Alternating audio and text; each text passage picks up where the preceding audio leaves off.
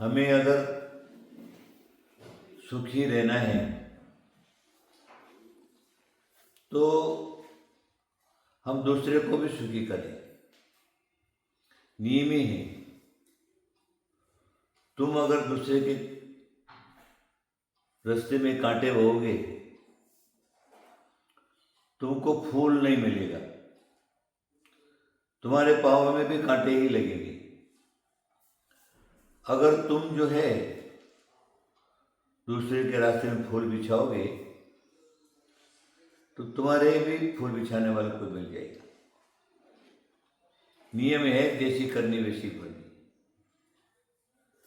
हमेशा अपना स्वार्थ मत देखिए। स्वार्थी जो है वो दुख उठाता है। स्वार्थी जीव जो है वो दुख उठाता है। स्वार्थ को त्याग करके अपनी चर्या बनाओ, अपना आचरण बनाओ। जितना बने उतना परोपकार करो, जितना बने उतना परोपकार। जहाँ पर भी तुमने किसी को दुखी देखा, संकट में देखा, तो उसके जीवन में सुख कैसे प्राप्त हो वैसा तुम प्रयत्न करो। होगा उसके इस कर्म के अनुसार ही। लेकिन तुमने अगर दूसरे का उपकार किया है वो भी तुम्हारा उपकार जरूर करेगा ही करेगा। ध्यान में रखिए। छोटी छोटी पुस्तकों, बच्चे की पुस्तकों में पहले एक छोटी सी कहानी आती थी। एक जंगल में शेर घूम रहा है, उसके पाँव में कांटा लग गया। कितना प्रयत्न करने के बाद वो कांटा निकलने को तैयार नहीं।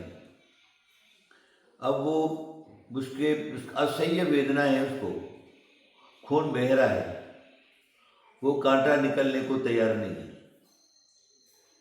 तब क्या होता है, शेर पड़ा हुआ है, वहां से जो एक व्यक्ति निकलता है।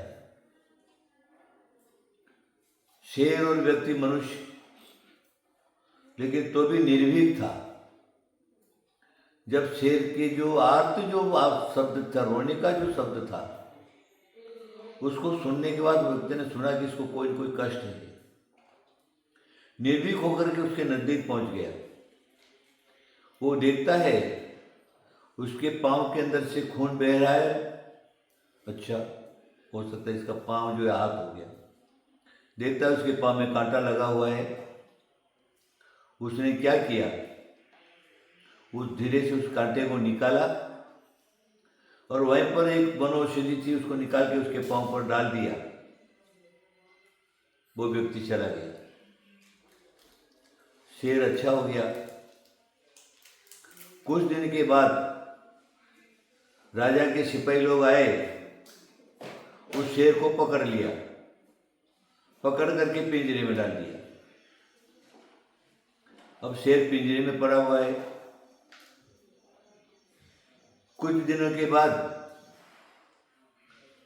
चोरों ने चोरी किया। चोर तो भाग गए। उस व्यक्ति को पकड़ लिया, पकड़ के राजा के दरबार में उपस्थित किया। तो राजा ने कहा, अच्छा, बोले इसको शेर के पिंजरे में डाल दो। सिपाही लोग पिंजरा खोला, उसको पिंजरे में धकेल दिया। शेर ने आंख खोली। आंख खोलने के बाद उस व्यक्ति को जब देखता है तो पहचान लेता है। वो शेर उसको खाने के लिए नहीं दौड़ता, खाने के लिए प्रयत्न नहीं करता। वो शेर जो क्या है, उस व्यक्ति के पांव में लौट जाता है। सब लोग ये नजारा देखते हैं। अरे बोले, इतना खूंखार शेर और ये इसके पांव में पड़ा, लौट रहे पांव में, क्या हुआ आखिर, ये सब क्या है? उस व्यक्ति को शेर के पिंजरे से बाहर निकाला। राज दरबार में ये केस चला आखिर ऐसा क्या जो शेर ने इस व्यक्ति को खाया नहीं, उसके पाँव में लौट गया। उसको पूछा, भाई तू ही बता आखिर क्या हुआ। तब कहने लगा, राजन मैं एक दिन जंगल में जा रहा था, यही शेर के पाँव में कांटा लग गया, खून बह रहा था और बड़ा दुखी था, ये बड़ा दुखी था। जब मैंने देखा कि बहुत पीड़ित है, मैं निर्भीक होकर नज़दीक गया और मैंने उसके पाँव में से कांटा निकाल करके वनौषधि पर डाल दिया रस, और मैं वापस लौट करके आ गया। आगे क्या हुआ आप जानते हैं, आप उसको पकड़ के ले आए। तो राजा ने कहा, अच्छा देखो, उपकारी के ऊपर उपकार जरूर होता ही होता है। तिरंज भी इस बात को समझता है, खूंखार शेर वगैरह है, वो भी इस बात को समझते हैं कि हमारा उपकारी कौन है और हमारा अहित करने वाला कौन है। इस बात से आप लोग सब समझ गए होंगे। आप क्या करिए, दूसरों के दुखों को सुन करके उसके निवारण करने की कोशिश करिए।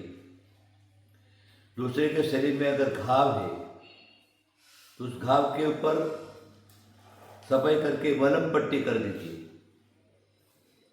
धनी है तो धनवान धन दे दीजिए, भूखा है तो रोटी दे दीजिए। जो भी उसको चाहिए, तुम्हारा कर्तव्य तुम परोपकार करो। अपकार किसी का मत करना, अपकार करने से शत्रुता बढ़ती है, उपकार करने से शत्रुता मिट जाती है, परस्पर का प्रेम प्यार और वात्सल्य बढ़ता है और एक दूसरे के प्रति मित्रता की ज्योति जलती है और वो मित्र बन जाते हैं। इसीलिए शत्रु और मित्र बनाना हमारे हाथ में है। हम शत्रु को भी मित्र बना सकते। तुम उसके संकट में उसका थोड़ी सी सहायता कर दो, शत्रुता छोड़ करके। वो शत्रु जो है नम्रीभूत हो जाएगा आपके चरणों में, शत्रुता मिट जाएगी। इसलिए मेरा सिर्फ आपको इतना ही कहना है कि आप अपने जीवन में अगर सुख और शांति चाहते हो, अपना जीवन निरुपद्रव होना चाहते हो, तुम क्या करो, दूसरे के जीवन को सुखी बनाने की कोशिश करो, दूसरे के जीवन को निरुपद्रवी बनाने की कोशिश करो, दूसरे जीवन में दुख है दुख का निवारण करने की कोशिश करो, कष्टों को निवारण करो दूसरे के। कभी पीछे मत हटो परोपकार करने के लिए। परोपकार धर्म, सबसे बड़ा धर्म है वो परोपकार, उसको अवश्य करिए। और सुख शांति का उपाय जो मैंने बताया उसके अनुसार चलिए। मेरी बात पर ध्यान दीजिए, उपकार परोपकार करना मत छोड़िए। आशीर्वाद आशीर्वाद आशीर्वाद।